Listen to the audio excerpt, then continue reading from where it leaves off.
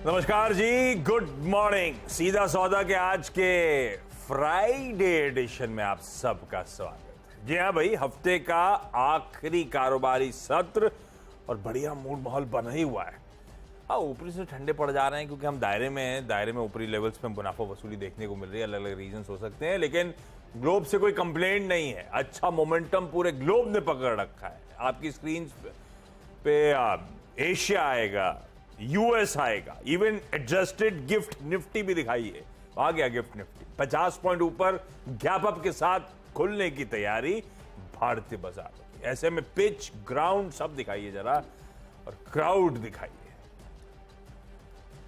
ये ground report की तैयारी। ये आज ये लोग शो नहीं मचा रहे, वो एक दिन उठ गए, आ गया। वो तो हम दबा के रखते हैं, लोग कंट्रोल में नहीं है। इतना एक्साइटमेंट है, इतनी खुशी की बात है, इतना चौतरफा तेजी है, तो जोश निकल गया। बिल्कुल सही है, हम दबा के रखते हैं आवाज को, अदरवाइज तो पब्लिक हल्ले मचा रखती है।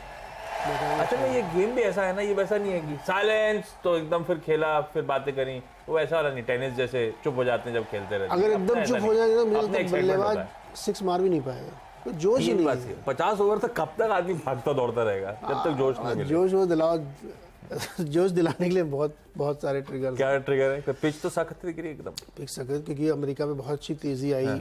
Actually global equities year high पे खड़े हैं। ग्लोबल इक्विटीज चाइना के अंदर अपना जो एक टेक इंडेक्स है ना, उसमें जबरदस्त तेजी आई पिछले 2-3 दिन के अंदर। सरकार ने सब हटा दिए रिस्ट्रिक्शंस, और कोई क्रैकडाउन नहीं। हमें लगता है कि अपने जो जैकमा साहब है ना, उनकी एंड का आईपीओ आने की तैयारी हो रही है। दिन उनके अच्छे आने वाले हैं, इसीलिए तो वो एंड इतने सालों बाद अब दब के फाइनली आईपीओ आने की। वो बाहर आगे दिखते हैं क्या जैकमा साहब? नहीं दिखे तो नहीं अभी तक कहीं। है कि नहीं?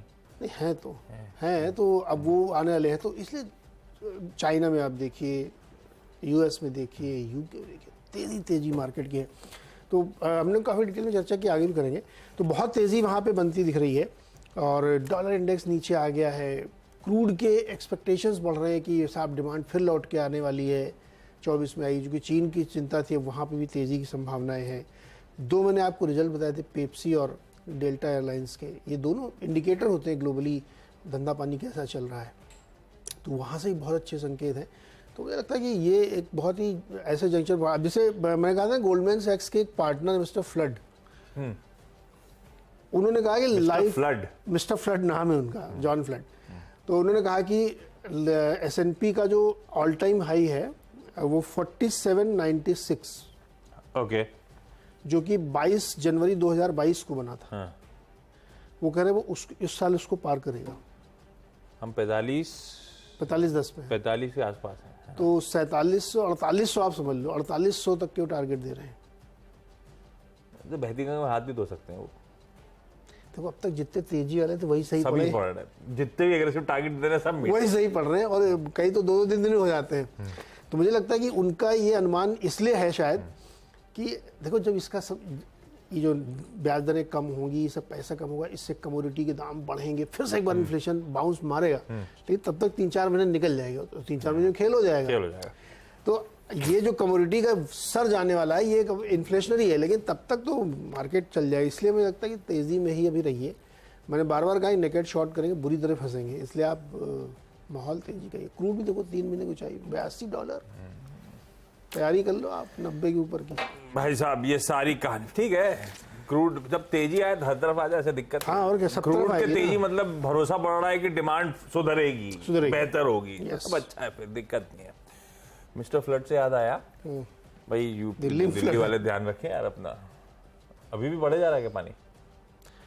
कल तक तो बढ़ रहा था, और वो जो तो दिखा रहे थे रेडफोर्ट यमुना से बहुत दूर है क्या? कि बाजू बगल में? एकदम बाजू में ही है।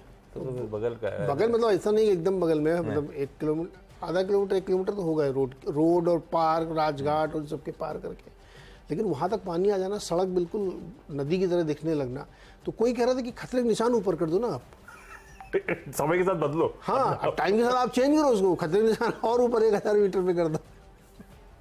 तो एक्चुअली इसको करने से ये हो जाएगा कि आसपास की ड्वेलिंग जो झुग्गियां होंगे वो हटेंगी फिर लॉजिकली। यही होना चाहिए, मास्टर प्लान यही कहता है कि आप खतरे के निशान ऊपर करिए, क्योंकि आपने जो इतना कुंडा कर रखा है, सब तरफ कब्जा करा करके आपने नदियों को सकरा कर दिया, छोटी छोटी सड़कें बनाई, ड्रेनेज किया नहीं, तो आप खतरे के निशान ऊपर करिए, मास्टर प्लान लागू करिए, दूर तक साफ करिए।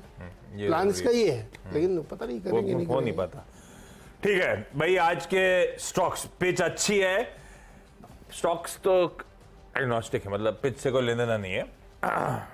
खबरों पे चल रहा हूं, कुछ लाल वाले स्टॉक्स भी हैं, तो आप देखिएगा बाजार का बिहेवियर, सिर्फ ऑब्जर्व करिएगा, खबर समझ लीजिएगा, इससे ज्यादा कुछ नहीं। एंजल वन पहला, कल भाई साहब वो आनंद आटी इतना रियलाइज नहीं किया, इतने अच्छे नतीजे। अरे बहुत शानदार नतीजे थे, तो 8-9% चला था। Yes. एक समय तो डबल डिजिट अच्छा था, 15-16% मुझे याद पड़ रहा है। रिजल्ट बहुत अच्छे। खैर, एंजल वन के नंबर्स भी कोई कंप्लेंट नहीं है, बढ़िया नंबर्स आपको नजर आएंगे। साल दर साल आय हो, मुनाफा हो, 20% के आसपास का उछाल है। आय 18.5% बढ़ी है साल दर साल। हालांकि साल दर साल देखने का तरीका गलत हुआ ब्रोकिंग कंपनीज को। इनमें कोई सीजनैलिटी नहीं है, मुझे लगता है इनको क्यू ऑन क्यू देखना चाहिए, और क्यू ऑन क्यू थोड़ा सा मामला पस्त है, 2-2.25% क्यू ऑन क्यू, ध्यान रखिए आय गिरी है। खैर, मुनाफा 22% जम दिखा रहा है, क्यू ऑन क्यू ये भी थोड़ा सा सिमटा है, पर बाकी मैट्रिक्स डिसेंट है, इसीलिए इसको मेंशन कर रहा हूं। बाकी मैट्रिक्स में रेवेन्यू मुनाफा अपनी जगह। अब कोर जरा एंजल सॉरी ये आनंद राठी के इंटरनल्स बड़े इंटरेस्टिंग थे, किस तरह से एचएनआई फैमिलीज को एड ऑन करा था इस क्वार्टर में, बढ़ते ही चला जा रहा है वो आंकड़ा। इनके इंटरनल्स देखिए, मार्केट शेयर इंप्रूव हो रहा है। FY23 में 18% था, जो Q1 में आके 21% हो गया है। Over a period of time लगातार मार्केट शेयर बढ़ता चले जा रहा है। एक्टिव क्लाइंट बेस इंप्रूव हो रहा है, क्लाइंट एडिशंस बहुत स्ट्रांग है, इंटरनल्स अच्छे हैं। इन सब के बीच में ग्रीन रख के चल रहा हूं, पर हाँ ये सच है, क्यू ऑन क्यू उस तरह की रोजी पिक्चर नहीं है, और क्यू ऑन क्यू ज्यादा बेहतर पैमाना है ब्रोकिंग कंपनीज को गॉच करने का। तो एंजल वन तो ग्रीन कर दिया, सीएसबी बैंक को लाल लेके जा रहा हूं। कल कुछ बैंकिंग में करेक्शंस भी आते हुए आपने देखे होंगे। सीएसबी में एक लार्ज ट्रेड हुआ था, इनफैक्ट एक क्या दो लार्ज, बीएसई एनएसई दोनों एक्सचेंजेस पे लार्ज ट्रेड हुए थे। ओमर्स एडमिनिस्ट्रेशन कॉर्पोरेशन, इसने बीएसई पे 15 लाख शेयर्स और एनएसई पर 21 लाख शेयर्स बेचे कल, इसीलिए शायद ये स्टॉक लाल में था। पर ये ध्यान रखें, मैं बैंक्स को लेकर थोड़ा सा मुनाफाफजूली एक्सपेक्ट कर रहा हूं। फेडरल भी कल ठंडा पड़ गया, पर ये क्लीन आउट ट्रेड भी था। ये ओमर्स एडमिनिस्ट्रेशन एफपीआई कैटेगरी 2 एफपीआई के तौर पे है इसकी होल्डिंग पैटर्न में, तो उनका पूरा का पूरा 36 लाख शेयर्स के आसपास की जो पूरी होल्डिंग थी कल बिक गई है। फिर भी लाल लेके चल रहा हूं, हमें वॉच आउट करना है। क्लीन आउट ट्रेड के बाद आमतौर पर ओवरहैंग खत्म, स्टॉक चलने लगते हैं, लेकिन इसको लाल रखा आज। आलू वालिया कॉन्ट्रैक्ट, हालांकि इसके साइज के हिसाब से बहुत मीनिंगफुल नहीं, लेकिन अच्छी खबर है भाई। ओडिशा में इसको ऑलमोस्ट 200 करोड़ रुपए का 199.6 करोड़ का ऑर्डर मिला है, ऑर्डर बैक करा, इसीलिए ग्रीन रख दिया। 3 हो गए आपके। यप। पहला स्टॉक है जेबीएम ऑटो। इसको एक खबर ये आई है कल शाम को कि इनको अलग अलग राज्यों से 5000 ईवी बसेस का ऑर्डर मिला है। काफ़ी बड़ा ऑर्डर है। अभी पिछले दिनों में ओलेक्ट्रा को एक मिला था 8-10 हज़ार बसों का, बहुत चला था वो। बहुत मिल रहे हैं ईवीज वालों को। वैसे ईवी ना मजबूत दिखती है टाटा मोटर्स की, वो जो मैक्रो पोलो बस में तो वही दिखती है। मैक्रो नहीं, इनकी नवी मुंबई की जो बसेज अपनी मुंबई आती है ना, वो दोनों तरफ चलती हैं। नवी मुंबई जो आती है उसमें जेबीएम ऑटो है। ओके। पर वो बाहर से तो थोड़ी सी हल्की दिखती है। हल्की, एग्जैक्टली वर्ड सही है, हल्की दिखती है, लेकिन चल रही है। अब इनको उड़ीसा और हरियाणा, इधर उधर तमाम राज्यों से, मतलब मल्टीपल स्टेट से इनको कॉन्ट्रैक्ट मिला है। प्लस ये मेरे ख्याल में शायद उसको खरीदने की रेस में भी आगे हैं। हाँ, एसएमएल सुजुकी, खबर ऐसी थी, तब बहुत चला, तो बड़ा चला था, तो इसको इस लिहाज से रखा है, ग्रीन में रखी है इसको। आरवीएनएल, इनको भी एक एनएचआई प्रोजेक्ट से 808 करोड़ का एक प्रोजेक्ट है, जिसको इनको लेटर ऑफ अवार्ड मिली है। अभी सजा एल1 की खबर पहले आई होगी कभी, लेकिन अभी इनको एलओए मिल गया, तो इसलिए इसको रख सकते हैं ग्रीन में। तीसरा स्टॉक है वरुण बेवरेजेस। इसको मैंने इसलिए नहीं लिया कि इनकी पेरेंट कंपनी डेफिनेटली रिकॉर्ड तोड़ मुनाफा दिखाया है। 21 क्वार्टर से लगातार एस्टिमेट को बीट कर रहे हैं वरुण बेवरेजेस। उसके आधार पर या इनके स्टैंडअलोन प्रदर्शन के आधार पर एक बहुत बड़ी रिपोर्ट लिखी गई है, जिसमें मिरे एसेट कैपिटल मार्केट ने कोट किया है कि इस स्टॉक ने मेरे ख्याल में शायद पिछले एक साल में कई मल्टीपल टाइम से स्टॉक ऊपर गया है और उसके बाद शायद स्प्लिट या बोनस कुछ हुआ हुआ। अभी भी उनका मानना है कि इसमें बहुत बड़ी तेज़ी की संभावनाएं बन रही हैं और इस बार का जो रिजल्ट आने वाला है वो तोड़फोड़ रिजल्ट होगा। तो इसलिए मैंने वरुण ब्रिजेश को रखा है यहाँ पे कि इसको भी आप ग्रीन रख के चलिए। और वैसे भी गर्मी बहुत पड़ी, बहुत कोल्ड ड्रिंक भी क्यों होगी, तो ये भी ग्रीन में। भाई साहब बढ़िया। आज सुबह चर्चा भी हो रही थी ग्लोबल क्यूज में, खासतौर पर पेप्सिको के नंबर्स की। ये लेकिन ये ऑर्डर मिलने की खबरें इंटरेस्टिंग रहती हैं। पहले L1 फिर अवार्ड मिलता है, मतलब ऑर्डर मिलता है, फिर खबर आती फाइनेंशियल क्लोजर हुआ, फिर स्टॉक चलता है, फिर वो ऑर्डर एग्जीक्यूट होता है तो फिर खबर आती है। अभी ऐसी खबर मैं बताऊँ, इससे पहले आती रेस में है। अरे यार, तो एक ऑर्डर पे जरा खूब तेजी होती है, आपको जरा कॉशियस रहना चाहिए हमेशा। दीप इंडस्ट्रीज की कल टीम में था, कल था कि कुछ ऑर्डर मिला था ONGC से ऑर्डर मिला था। आज फिर खबर में, तो मैंने कहा ग्रीन रख लेते भाई। अब इसको यूरो गैस सिस्टम के साथ इसने कोई जेवी करा है। ये जेवी दरअसल ऑयल फील्ड इक्विपमेंट जो है ऑयल एंड गैस इंडस्ट्री को प्रोवाइड करने के लिए होगा। इस जेवी में मेजॉरिटी पार्टनर होगा हमारा दीप इंडस्ट्री 74% की होल्डिंग और उनकी विदेशियों की 26%। ग्रीन रखा। संवर्धन मदरसन कल ही मेंशन कर रखा था, अच्छा है, ब्रोकरेज अपग्रेड करे चले जा रहे हैं स्टॉक पर। ये ध्यान रखिएगा स्टॉक बहुत तेजी में। इसका जरा 6 महीने का चार्ट उठाइएगा तो देखेंगे आप पिछले कुछ दिनों में किस तरह से लोअर लेवल से लगातार तेजी बनी हुई। उसके बाद ब्रोकरेजेस भी एग्रेसिव हो रही, थोड़ा सा कॉशियस होने का समय हो जाता है ऐसा वाला।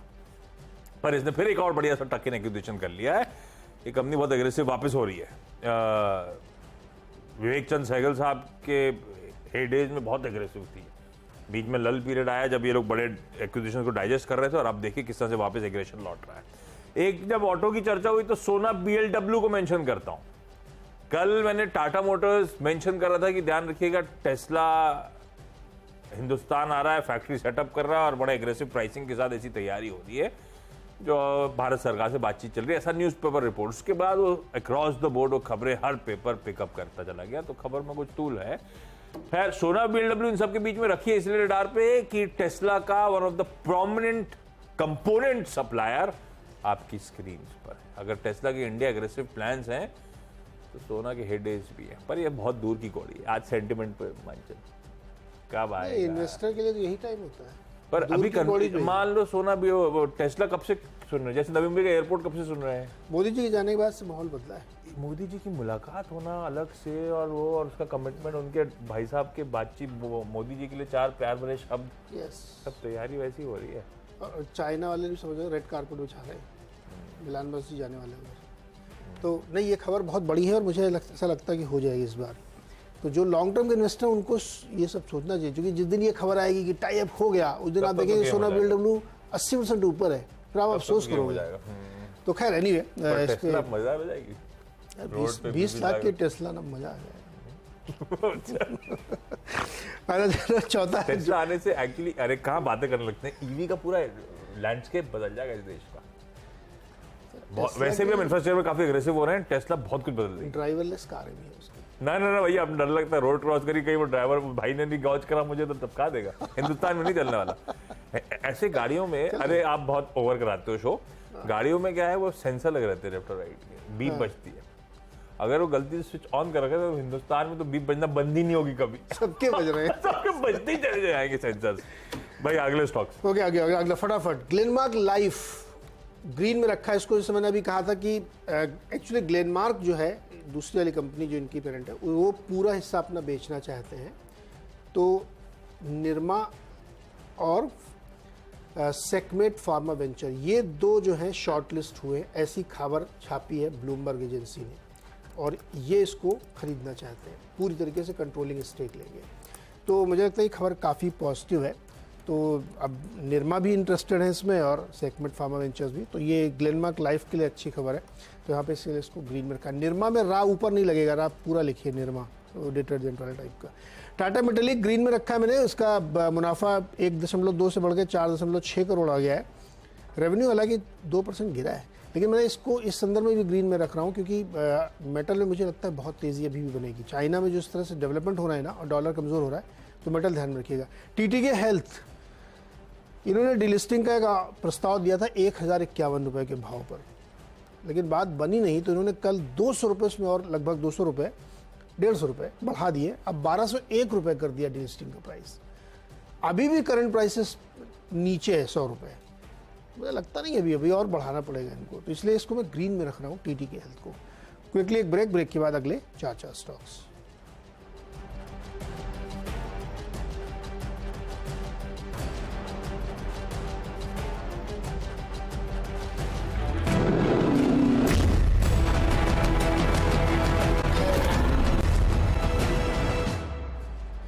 स्वागत है एक बार फिर से आपका, और अगले 4 स्टॉक्स में स्पार्क सन फार्मा एडवांस रिसर्च वाली कंपनी है।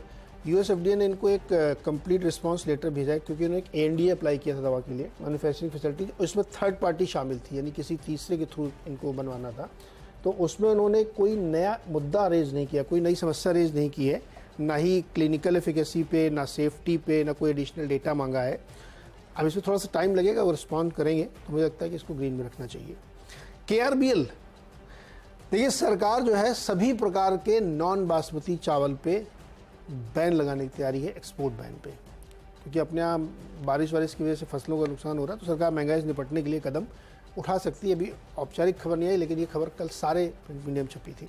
KRBL मैंने ग्रीन में इसलिए रखा है कि हिंदुस्तान पूरी दुनिया का जो राइस एक्सपोर्ट है उसका 40% हिस्सा करता है, लार्जेस्ट एक्सपोर्टर है। तो जब नॉन बासमती का रुक जाएगा, केवल बासमती एक्सपोर्ट होगा, तो जिनको खरीदना, चूँकि आप वो साइज़ समझिए कि 40% डिमांड तो इंडिया पूरी कर रहा है, उसमें आपके पास सिर्फ बासमती है बेचने के लिए, तो दाम बढ़ना ही बढ़ना तय का। इसीलिए कल ये देखिए जो लाल रंग का आपको दिख रहा है नीचे, ये नीचे एक बार गिरा, उसके बाद वहीं से रिकवरी इसमें देखने को मिली KRBL में, और ये सबसे बड़ा एक्सपोर्टर है, तो इसलिए इनको ग्रीन में रख रहा हूँ मैं। चोला इन्वेस्टमेंट, जेफरीज की रिपोर्ट आई है, 1350 का टारगेट है, बाई की कॉल है, और इन्होंने टारगेट बढ़ा दिया है दरअसल। और इनको लगता है कि जो NBFC है और डाइवर्सिफाई इन्होंने किया है, खासतौर पे ऑटो में, उसमें बड़ा प्रॉफिट इनको होने वाला है। तो निम्स हालांकि उनको लग रहा है कि बॉटम आउट हो रही है यहाँ पे, तो ये फायदेमंद होगा। और फेडरल बैंक को आज भी मैंने रेट में रखा, हालांकि कम से कम आधा दर्जन रिपोर्ट आ चुकी हैं, जिन्होंने 140, 150, 160 तक के टारगेट बाई या होल्ड के साथ इन्होंने दिए, लेकिन मुझे लगता है कि इसको रेड में रखना चाहिए। इसलिए मैं कह रहा हूँ क्योंकि अगर NPAs थोड़े से ऊपर गए हैं, कॉस्ट ऑफ फंड बढ़नी क्योंकि डिपॉजिट आप हाईएस्ट पे ले रहे हैं, और निम्स पीक आउट हो रहे हैं, तो फिर शायद ये एक अर्ली सिग्नल होगा बाकी उन लोगों के लिए। तो मुझे लगता है फेडरल बैंक को आज भी रेड में रखना चाहिए। सूर्योदय स्मॉल फाइनेंस बैंक ग्रीन रखा है। ये उत्कर्ष जो IPO है उसके सबसे क्लोजेस्ट पीयर है, वैल्यूएशन दोनों के आसपास थे, उसको रिस्पॉन्स अच्छा मिल रहा है। आज आखिरी दिन है, तो मैंने कहा इसको मेंशन करूं पीयर को। थंगमाइल, वो लिस्टिंग होने की तैयारी है सेनको की, रीजनल प्लेयर वो ईस्ट का, और ये थंगमाइल साउथ का। इसका तो खैर याद रखिएगा, एक्स डेट और रिकॉर्ड डेट भी 1 for 1 बोनस की मंडे को है, तो इसीलिए भी शायद हरकत में है। प्रीमियर एक्सप्लोजिव्स को लाल ले रहा हूं, लेकिन एक ऐसा स्टॉक जो ताबड़तोड़ तेजी में, कल एक HNI ने अच्छा खासा चंक बेच दिया इस तेजी पर, बहुत तेजी में स्टॉक, तो हमसे वॉच आउट करेंगे। ऐसे ही सेंचुरी टेक्सटाइल्स को मैं लाल लेके चल रहा हूं, यहां पे भी एक FI की तरफ से US की 6.5 लाख शेयरों की बिकवाली कर खबरों में था। ये हिंडाल्को की जमीन इन्होंने खरीदी है थाने में, क्या मुझे लगता है लाल रख देते हैं आज के लिए। क्विकली छोटा सा ब्रेक के उस पार टीम्स का क्विक रैप अप।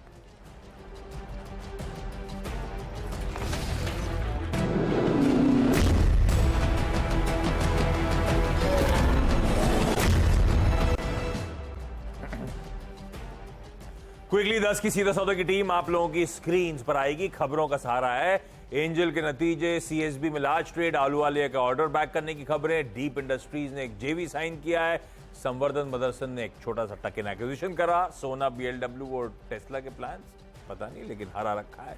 सूर्योदय पीयर का IPO बंद होने जा रहा है, और थंगमाइल के पीयर की आज लिस्टिंग होनी है। प्रीमियर एक्सप्लोजिव्स और सेंचुरी टेक्सटाइल लार्ज ट्रेड्स के चलते लाल।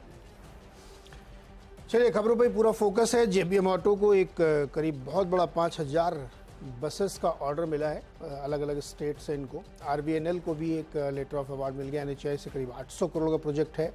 वरुण ब्रिजेस पे मेरे एसेट कैपिटल मार्केट बहुत बुलिश, उनको लगता है रिजल्ट्स के बाद और तेज़ी बनेगी इसमें। ग्लेनमार्क लाइफ में जो कंट्रोलिंग स्टेक बिकना है उसमें 2 निकल के आए हैं, एक निरमा और एक सखीत फार्मा वेंचर्स। टाटा मेटालिक्स के नतीजे प्लस चाइना में जिस तरीके से मेटल में तेजी बन रही है उसके वजह से रखा है। टीटी के हेल्थ में इन्होंने अपना डिलिस्टिंग का प्राइस 150 रुपये करीब और ऊपर बढ़ाया है, जो कि अभी भी सीएमपी से कम है, तो मुझे लगता है और ऊपर जाने की संभावना है। स्पार्क में यूएसएफडीए कंप्लीट रिस्पांस लेटर मिल गया, अब इनको रीफाइलिंग अपनी एएनडीए करनी, लेकिन अच्छी बात है कि उसमें कोई आपत्ति नहीं कि कोई एफिकेसी या ट्रायल में कोई इश्यूज है। KRBL non basmati rice ban हुआ है, केवल बासमती का एक्सपोर्ट आप कर सकते हैं, उसके लिए फायदा है। चोला इन्वेस्टमेंट में जेफरीज ने बाई की रेटिंग और टारगेट रेस किया 1350। फेडरल बैंक में बहुत सारे कंपनीज ने अपनी ब्रोकरेज रिपोर्ट दी है, लेकिन अभी भी ऐसा लगता है कि जो एनपीएज और कॉस्ट ऑफ फंड के इश्यूज हैं वो इस पर भारी पड़े।